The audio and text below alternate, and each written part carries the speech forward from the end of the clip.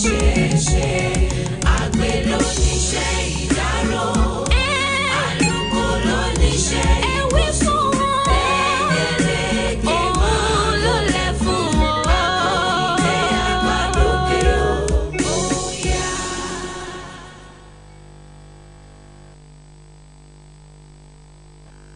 welcome back on to another today's edition of the Newsmaker, courtesy News and Current Affairs of Osun State Broadcasting Corporation, Ile-Awiye Okebale, Osun State. Today, as we usually give you what is going to make news today, is the whole world is celebrating World Hijab Day tomorrow. That is going to be the 1st of February. That is when it's always celebrated. Then we want to look at it as the news. Then what are the things? What are the news behind the news in terms of World Hijab Day? Then what are the circumstances that warranted that one? Because Muslims claim that it's is an ordained dressing for the women and gays in Islam. Then what made this thing to be recognized worldwide? Then who firstly recognized it? Then what are some of the things that are happening? And I have a scholar that is one of the women who have been using it for some years. Then one of those who are agitating for the women using hijab worldwide, particularly in Nigeria. Then we have the Osun State branch. The person is the Amira of Form 1, that is in Osun State. Yeah, Ajia Sadiat Oladapo. Assalamu alaikum wa rahmatullahi wa barakatuh. Wa alaikum assalam wa rahmatullahi ta'ala wa barakatuh. Alhamdulillah. And we have different types of hijab. But let us look at the history of hijab. World Hijab Day. World Hijab Day, is it, how did it come to life? When we say World Hijab Day, it's just a day specifically set aside to let people know more about the Muslim woman's dressing and the use of hijab, to let people know what is behind it. Actually, hijab, the covering for a Muslim woman, is an ordained from Allah. It's a command from Almighty Allah in Quran chapter 24, verse 31. Almighty Allah commands all Muslim women to cast down their gaze when they are looking at men, and that they should cover all that is coverable except what should be seen. So that's the command. And what should be seen is just the face and the hands. And that is to say that hijab, the usage of hijab started from time immemorial. Yes, from time immemorial. So you cannot say specifically when. I think hijab started when human beings started to exist. That is just it. From the first woman. Yes, that is just it. It's an injunction. It's a command from the Almighty Allah. That is, and Allah knows when. That is, it can be traceable to the era of Adam. Yes. Okay. But that's about over 1,444 years ago, when Prophet Muhammad came with the message, sallallahu alaihi wasallam, came with the message that Muslim women should cover, they should dress to cover their nakedness. It's not just a matter of covering the nakedness, but should cover up their adornment too, the jewelries, the all those things that you use to that is used to beautify the body. Is meant for the sight of her man, her husband only, her children, and those close relatives, and the younger ones who will not even know what is what as regards seeing a woman. But when you look at this hijab, we have different types of hijab. Some will leave only the faces, as Quran says that a woman can cover every part of the body except the face, the hand, and the palm, that is leg. Then, but nowadays you can see that we have cape hijab, we have short hijab, We have long one like the one that we are wearing, that we cover everything. Then which one is recommended by Allah? You see, I think it improves with time.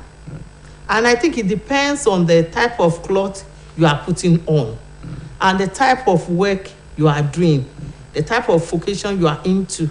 Like you see, our nurses, they have to use a very short one they call it cape that will make them very smart, including teachers, as pilots, doctors. Even and police it even now. depends, and it even depends on the size of the clothing you are putting on first. I think a Muslim woman should put on a cloth that should be able to go into the wrist and then to touch the sole, like almost to the sole of the feet. If you are putting on something that has covered up to the wrist, I think there's nothing bad in using the short hijab. The thing is progressing. You see, there's the one we call Malaysia hijab now. It's still a hijab. There's this one. There's niqab. This one is niqab. Where this one that covers up to the ankle and then up to the wrist. With this one, you can easily remove your hand and put your hand inside like this. It should just be like this. So we have different types, and even the open one that people used to, you see that scarf we used to cover like this, we roll up. Is still hijab. The only thing is that you don't put it at the neck. You have to cover, and some people the even purpose use is to cover. And some people even used to pin it up when they are using the open one. They will pin it up in a way that will not be able to. It will not be flying about. It will stay permanently on their body. But when you look at these types of hijab, you can see that some of our younger ones nowadays, that is ladies and girls, some of them they wear short cloth like the one I'm wearing, then they will still use a short hijab. Can we say that one is also part of it? Or then what is the implication of covering just certain parts and exposing the other ones? I think they are just learning. It will be they are just taking it as somebody that is in kindergarten. So when you are putting up a hijab, it has a purpose. It has a purpose, and something that is a command from Almighty Allah. There's no shortcut to it. It's that you are using your hijab. If you are using it, you have to use it perfectly. And if you are not using it, you have to. There's something bad. It's a must. It's a must. But if somebody decided not to wear it, I don't see people wearing short cloth and then putting on short hijab. What are you covering? You are not covering up to the wrist. Okay. They are not. If a lady doesn't cover it up to the wrist, or wearing micro skirt or mini skirt, then and go to the mosque, then what is? He has not understand the use of. And what is the implication on the salat? On the salat is not complete. It's not you complete. Can't wear short skirts. Or is it invalidated? We can't decide for Almighty Allah. Okay. Allah is in the best place to know what to take or what not to take. We are human beings. We should not go beyond our limits. But he recommended But I think the recommended things should be put on, should be done.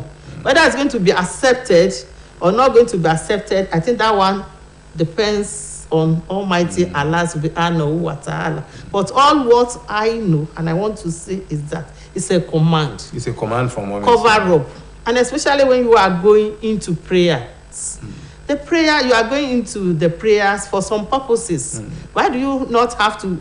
There's this singer that says, when you have to answer the call of Almighty Allah, obey his injunctions, and he too will answer your prayers and then give you and grant your requests. I think that should be the main purpose of prayers. You want to seek for something from us, for somebody, and you are going to that person, you have to go as perfect, as neatly as possible. Even when you look at some non-Muslims too, when they want to pray, they always cover their ears. Yes. But must it be only when women want to pray that they are supposed to cover their ears? That's not the injunction is every time, except when you are inside with your close relative, like those ones we mentioned before. But by be that one as it may, you have to cover your head. Maybe you are in the kitchen, or you are in your bedroom, or you are in the sitting room. where there are no, when visitors are around, you have to cover up.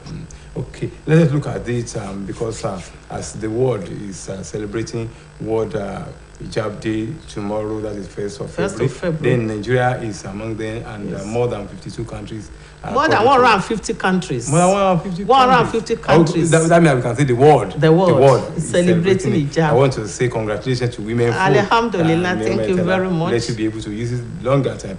But I want you to address, because some people think that if somebody puts on hijab, and they always regard such a person as second class, and that is the illiterate or semi-literate. I want you to address. That's the essence. Because we have professors who are using hijab. That's the essence of the World Hijab Day. We want people to know more, to know the reasons behind the use of the hijab. The hijab is not something that one can decide and say, this is how I want to dress. It's a command from the Almighty Allah. Like I said, it's a code of dressing for the Muslims. Whether you are using the long one, the short one, the wrapping one, I think it's just the hijab. And we want the populace to know that this hijab, there's no reason for discriminating against hijabis. It's our right. It's the right of everyone to dress as he or she likes. As it is in the Constitution, freedom of religion. But I think what the Constitution and the community is against is nudity. But if you have decided to cover some parts and leave some other parts open, since there's no reason for anybody to harass you, I think somebody that has decided to cover up should not be harassed. Okay, let us now go into because those who are harassed, thousands of women are being harassed because of yes, all over the world. We want to talk about we name them martyrs of hijab. Yes. Martyrs of hijab. Yes. Now, can you tell us few of them? Then what are the things? Because some of the people who are being encouraged to use it, then because when they learned about those martyrs, they reverse the usage. I want you to talk about the martyrs. Then how were they able to overcome the? Yes, the most popular among the martyrs is Nasma Khan from the New York City. That lady entered into New York at the age of 11 years, and she started her elementary school. And since she was used to the use of hijab from where she was coming from, but on getting to New York, the story changed. People started to call her names.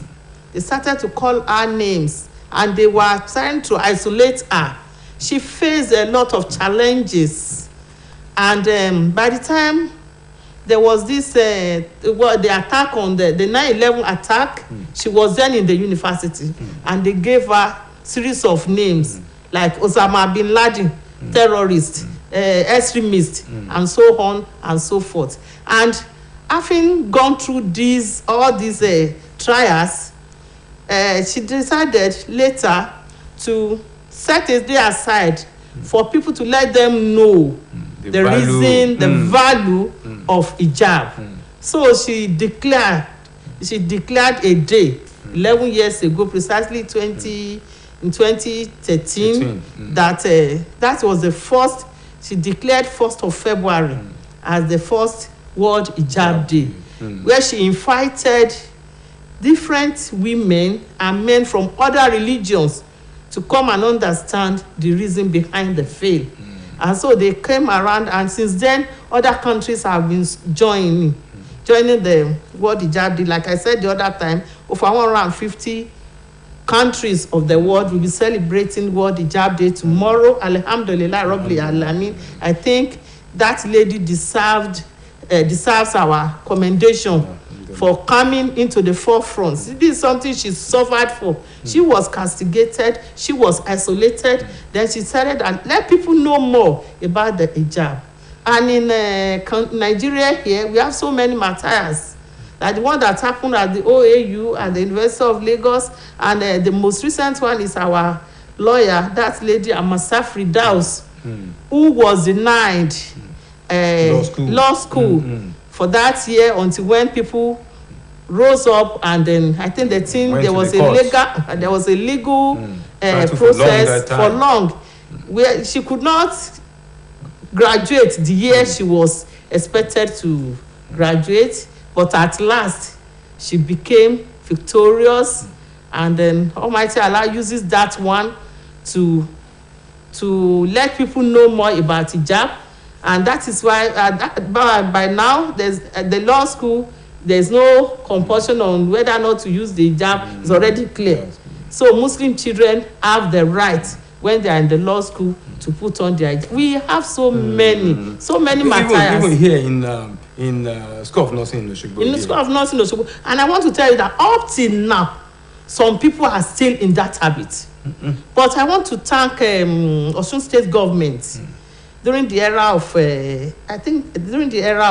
our former governor Oyetola, when there was a circular from the Ministry of Education. It started from during the time of Aregbesola, but there was a circular that came up, and it was sent to all schools that this hijab matter has become a legal matter. If there's any teacher that is preventing children, that is preventing our girls from wearing hijabs, that such a person will have to face the penalty by him or herself. I think by now the tempo is going down, but you still have some of them. I want you to look at what is the cause for this discrimination or discouragement that women are facing in the society as a result of hijab.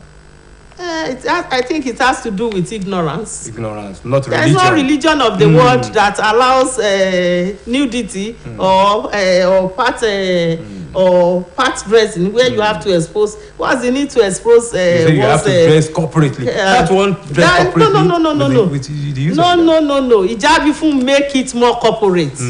When you meet people in their hijabs, even in they look smarter. Even in our local attires, some people will bow their heads because people used to use it. You use it corporately, and you use it to match with your green hijab, your green shoe, your green bag, your green hair tie. It's because it makes it more, more decent. Even recently, we learned that the Nigerian police force, they have given the chance to every women police and when who you want to see use those girls in their small hijab, you say kudos. I think let us leave kini aside. Let's leave sentiment aside. Hijab is beautiful, and then those of us that are using it, we know the value. I wanted to address, because we have among the girls that when they are not in the mosque, you see them wearing what is not recommended by Islam. But when you see them going to the mosque, you see them bringing out hijab from their bag and using it. Then after the salah, then they remove it again. That's the essence of the word hijab day. We try to make them understand. There's nothing in this life that will make you to leave your body open. They want to belong in and belong out. No. You don't need that. Women that have followed their religion to the core, they have the opportunity to say Alhamdulillah at the end of the day. But when you try to anything that is valuable must be covered.